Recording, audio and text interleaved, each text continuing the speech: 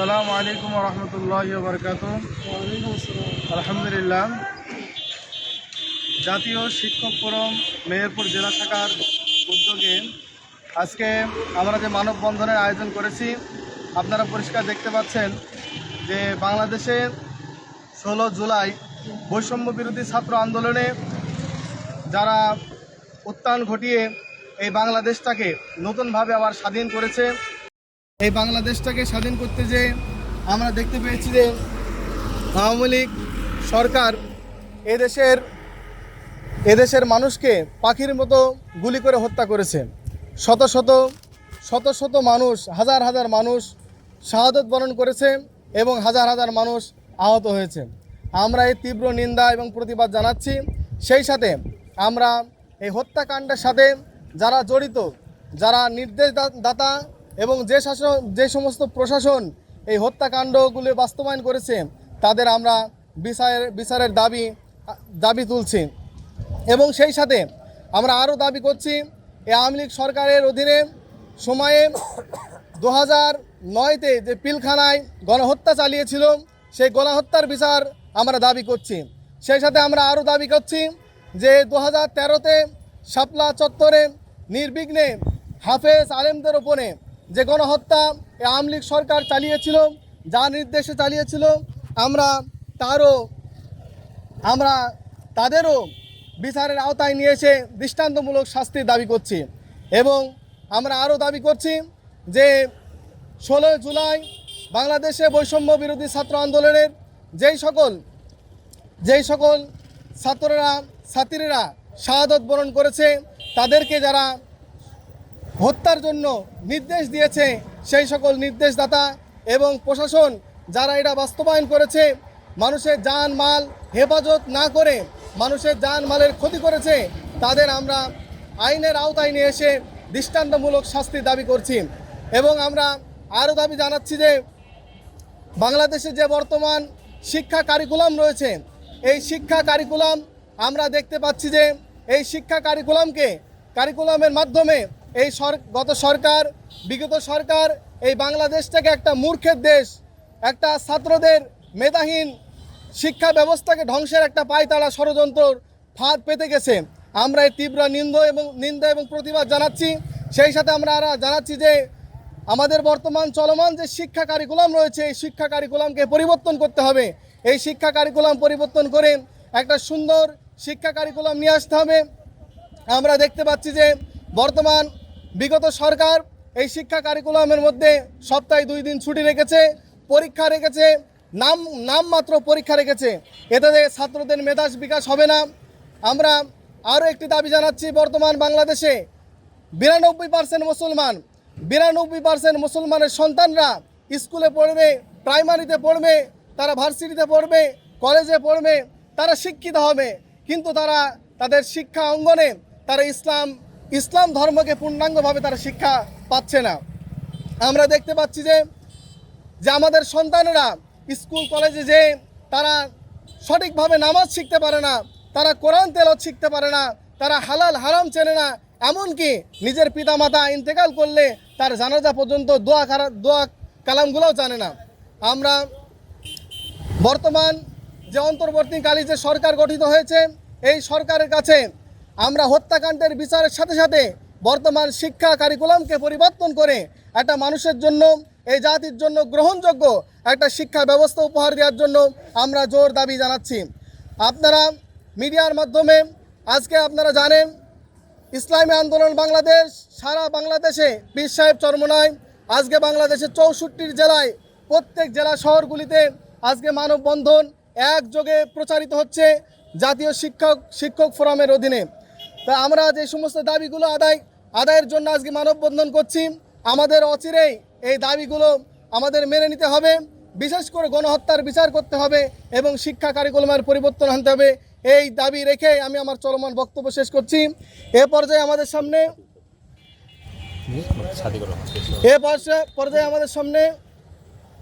সংক্ষিপ্ত আকারে বক্তব্য দিবেন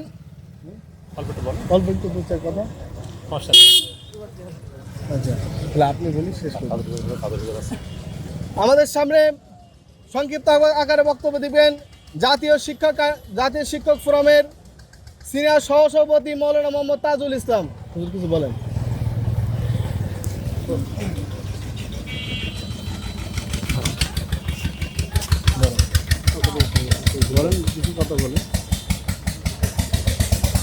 আলহামদুলিল্লাহ, সম্মানিত হাজিরিন, আমরা সকলে অবগত আছি যে বাংলাদেশের বর্তমান প্রেক্ষাপট।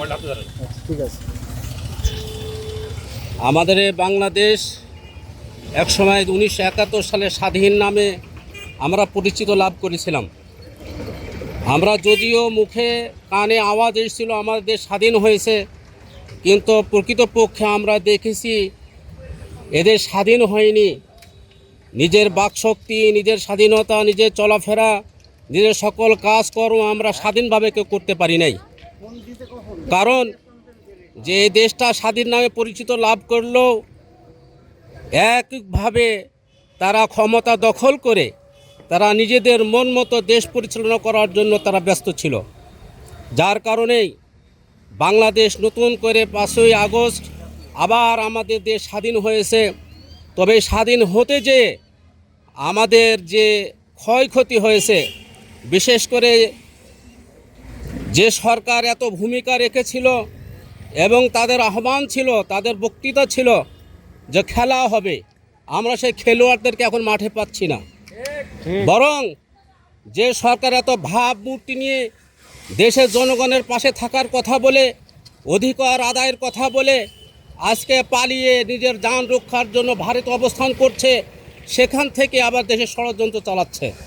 আমরা দেখতে পাচ্ছি বিগত সরকারের আমলে 16 বছর ধরে তারা যেভাবে মানুষের প্রতি নির্যাতন করেছে, জুলুম করেছে, দেশের অর্থ লুটপাট করে খেয়েছে, আজকে ভেসে আসতেছে।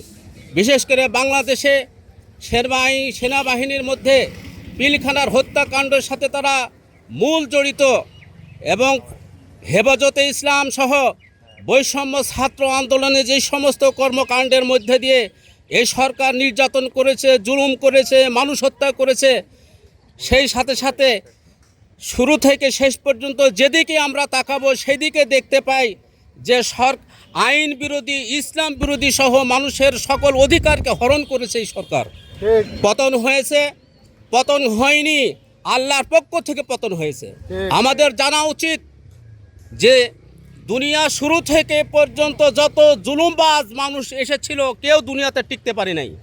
ফেরাউন ছিল, হামান ছিল, নমরুদ ছিল, তাদের একমাত্র শক্তির বলে, জনসংখ্যার বলে তারাও মানুষের প্রতি জুলুম নির্যাতনের মাধ্যমে তাদের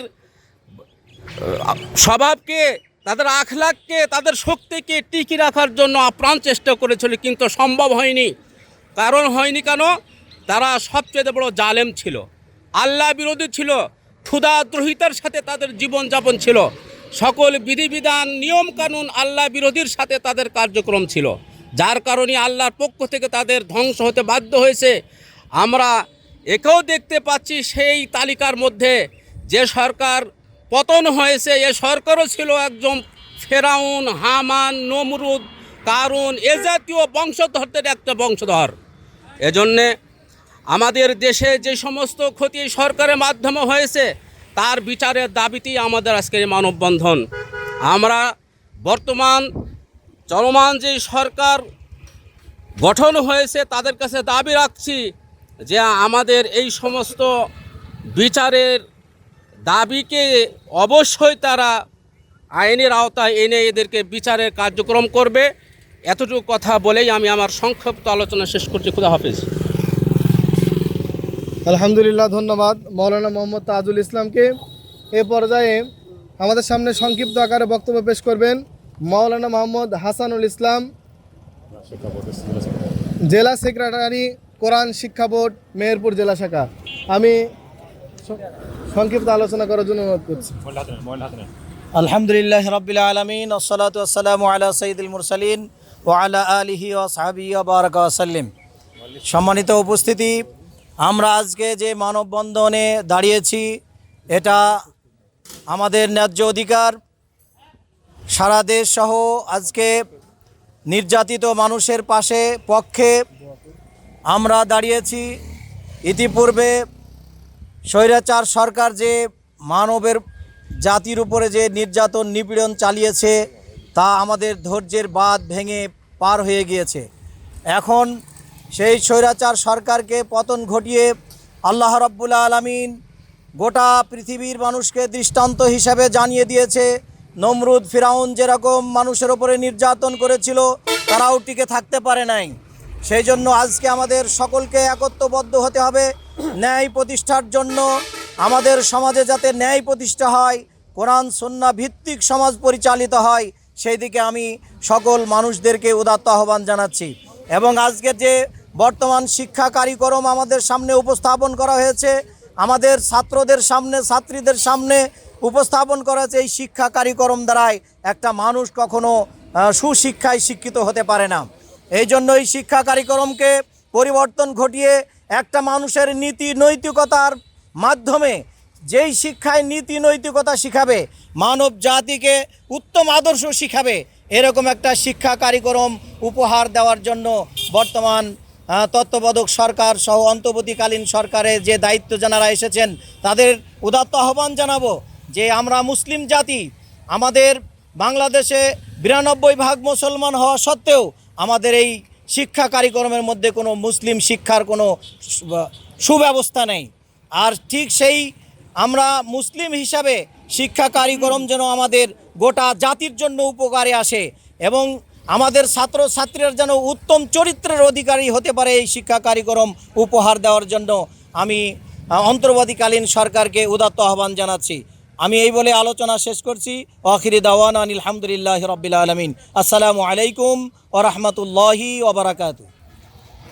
অসংখ্য ধন্যবাদ হাসানুল ইসলামকে সুন্দর বক্তব্য দেওয়ার জন্য। এ পর্যায়ে আমাদের সামনে সংক্ষিপ্ত আকারে মূল্যবান বক্তব্য পেশ করছেন ইসলামী আন্দোলন বাংলাদেশের জেলা সেক্রেটারি, সম্মানিত জেলা সেক্রেটারি মোহাম্মদ রাশিদুল ইসলামকে সংক্ষিপ্ত আকারে বক্তব্য দেওয়ার জন্য সবিনয় অনুরোধ করছি।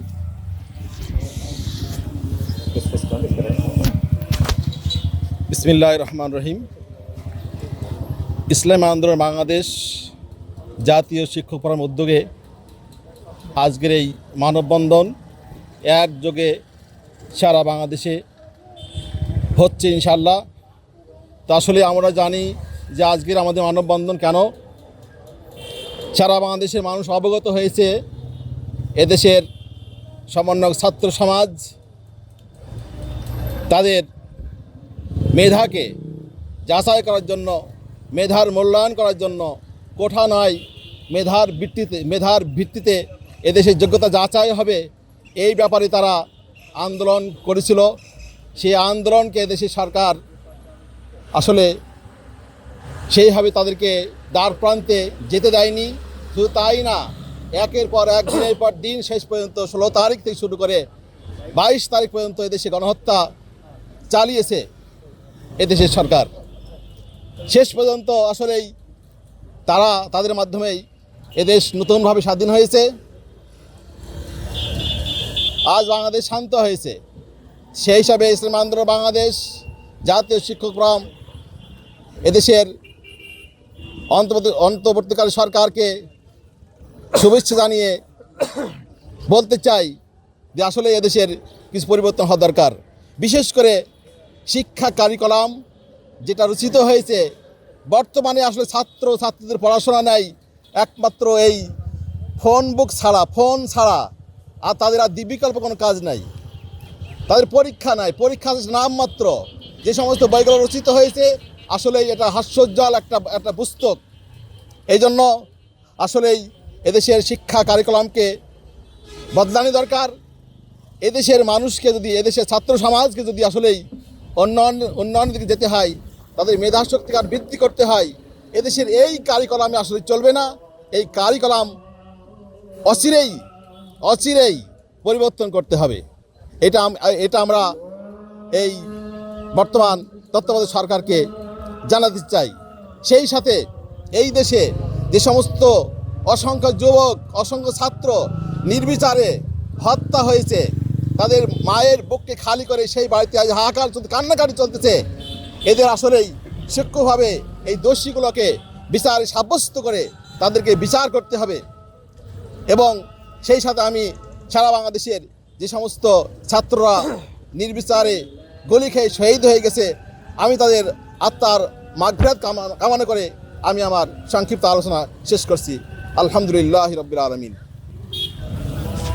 অসংখ্য ধন্যবাদ ইসলামী আন্দোলন বাংলাদেশের সম্মানিত সেক্রেটারি মোহাম্মদ রাশিদুল ইসলামকে অত্যন্ত সুন্দর আলোচনা করার জন্য।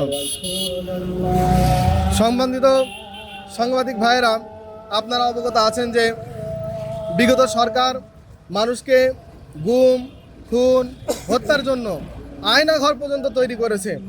কিভাবে এই মানুষকে শেষ করা যায়, এই মানুষে যারা নেতৃত্ব দেওয়ার মতো লোকজন, তাদেরকে গুম খুন করে আস্তে আস্তে শেষ করে দেওয়া হয়েছে। আমরা আজকের এই মানববন্ধন থেকে পরিষ্কার এই আওয়ামী সরকারের সাথে যারা জড়িত ছিল তাদের সকলেরই বিচার দাবি করছি। আমরা মানববন্ধনের একদম শেষ প্রান্তে চলে এসেছি। আজকের এই মানববন্ধনের সভাপতিত্ব করছেন জাতীয় শিক্ষক ফোরামের সিনিয়র সহসভাপতি মৌলানা মোহাম্মদ খাদিমুল ইসলাম। এখন আমাদের সামনে সংক্ষিপ্ত আকারে দোয়া বক্তব্য দিবেন এবং দোয়া মোনাজাতের মাধ্যমে আজকের এই মানববন্ধন শেষ করবেন। জাতীয় শিক্ষক ফোরামের সিনিয়র সহসভাপতি মৌলানা মোহাম্মদ খাদিমুল ইসলাম সাহেবকে আমি কিছু কথা বলার এবং দোয়া মোনাজাতের মাধ্যমে আজকের এই মানববন্ধন সমাপ্তি ঘোষণা করার জন্য সবিনয় অনুরোধ করছি। আসসালামু আলাইকুম ওয়া রাহমাতুল্লাহি ওয়া বারাকাতুহু। জাতীয় শিক্ষক ফোরাম মেহেরপুর জেলা শাখা কর্তৃক আয়োজিত আজকের এই মানববন্ধন গণহত্যার বিচার, বিতর্কিত কারিকুলাম বাতিল, শিক্ষা ব্যবস্থা জাতীয়করণ এবং শিক্ষার সুষ্ঠু পরিবেশ ফিরিয়ে আনার দাবিতে আজকের এই মানববন্ধন। এই মানববন্ধনে উপস্থিত সকলকে আমার পক্ষ থেকে আন্তরিক মোবারকবাদ ও শুভেচ্ছা। আমরা সকল অবগত আছি স্বৈরাচার সরকারের পতন ঘটেছে এবং অন্তর্বর্তীকালীন সরকার গঠিত হয়েছে।